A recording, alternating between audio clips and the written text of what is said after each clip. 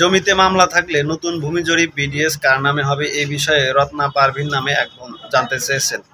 তো আজকের এই ভিডিওটি অনেক গুরুত্বপূর্ণ। আপনারা জানেন যে ভূমি বিষয়ক অনেক ধরনের কিন্তু আইন সরকার পাশ করেছে, সেগুলো অলরেডি সে আইন অনুযায়ী মামলা চলছে, সে অনুযায়ী বিচার হচ্ছে।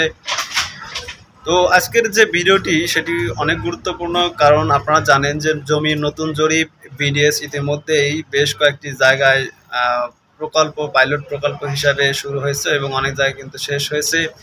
কিছুদিনের মধ্যেই দেশের অনেকগুলো জায়গায় কিন্তু নতুন ভূমি জরিপ বিডিএস ঘোষণা হয়েছে।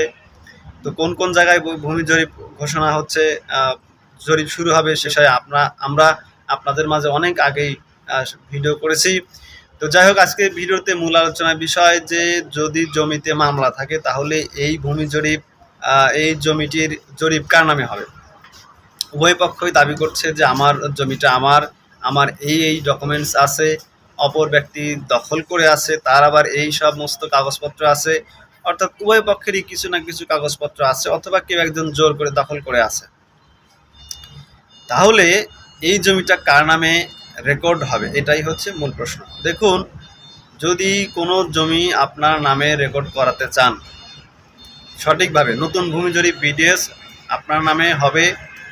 কিভাবে জরিপ হচ্ছে সে সমস্ত বিষয়ে আমরা ইতিমধ্যে আপনাদের মাঝে আলোচনা করেছি। ভূমি জরিপ ড্রোন দিয়ে হবে, স্যাটেলাইট ইমেজ নেওয়া হবে, বছরে 6 বার জমির বর্তমান অবস্থা অর্থাৎ চিত্র ধারণ করে সেটি অনলাইন আপলোড করা হবে। সেই জমিটার শ্রেণী পরিবর্তন হলো কিনা, এই জমিটা কার নামে পূর্বে কার নামে ছিল, সকল বিষয় কিন্তু সেখানে দেখতে পাবেন। এবং কেউ যদি এই জমি থেকে জমি বিক্রি করে থাকেন, কতটুকু বিক্রি করেছেন, কোন সাইড থেকে বিক্রি করেছেন, সেটাও কিন্তু যে ম্যাপ যে থাকবেন অনলাইনে যে দেওয়া থাকবে, সেখানেও কিন্তু কোন সাইড থেকে সরে গেছে সেটাও কিন্তু দেখা যাবে। এবং আপনারা জানেন যে দলিল অনলাইনে রেজিস্ট্রেশন হবে, অনলাইনে নামজারি হয়ে যাবে। ভূমি দলিল গ্রহীতার নামে আলাদাভাবে নামজারির আবেদন করার কোনো প্রয়োজন হবে না। তো সর্বোপরি সামনে যে সময়টি আসছে সেটি খুবই যুগোপযোগী এবং খুবই আধুনিক এবং খুবই সহজ একটি ব্যাপার। তো জমি যদি আপনার নামে রেকর্ড করাতে চান, তাহলে স্বাভাবিকভাবে আমরা শুরু থেকেই বলে আসছি যে আপনার জমির যদি দলিল সূত্রে মালিক হয়ে থাকেন তাহলে অবশ্যই আপনার নামজারি থাকতে হবে। সেই নামজারি মোতাবেক হাল সন নাগাদ ভূমি উন্নয়ন কর পরিষদে দাখিলে থাকতে হবে, জমিটা আপনার দখলে থাকতে হবে। মোট কথা জমির সকল কিছু ক্লিয়ার থাকতে হবে। তাহলে আপনার ভূমি জরিপটা নতুন বিডের জরিপ আপনার নামে করতে সহজ হবে।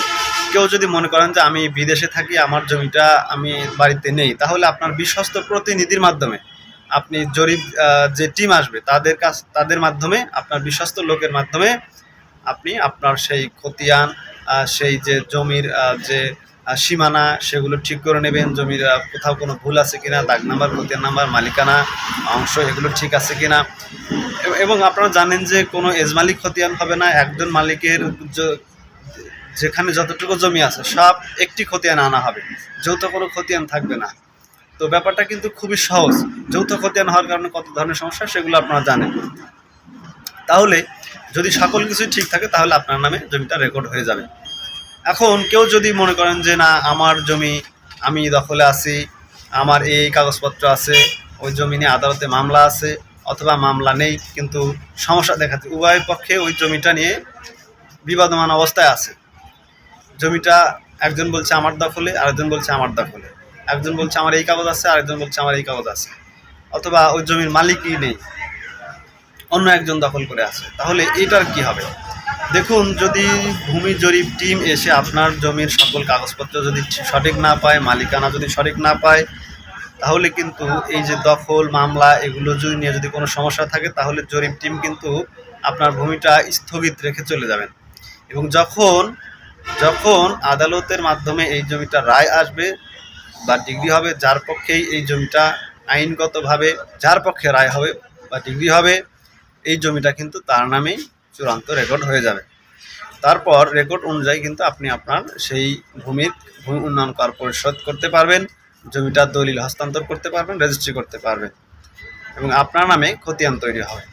সুতরাং আমি বলবো, যদি আপনার জমি নিয়ে কোনো সমস্যা থেকে থাকে তাহলে অবশ্যই এখনই, শুধুমাত্র মুখে মুখে নয়, একেবারে কাগজপত্রের মাধ্যমে, দলিলাদির মাধ্যমে সমাধান করে নেবেন।